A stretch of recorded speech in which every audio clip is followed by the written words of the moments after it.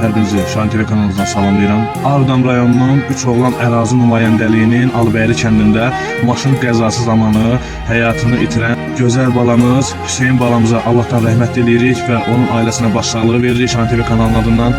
Və nəzərinizə çatdırım ki, bu uşağın ölümü bütün ölkəni göz yaşına boğdu. Bir daha onun ailəsinə, nəslinə, kökünə, bütün Azərbaycana başsağlığı verirəm.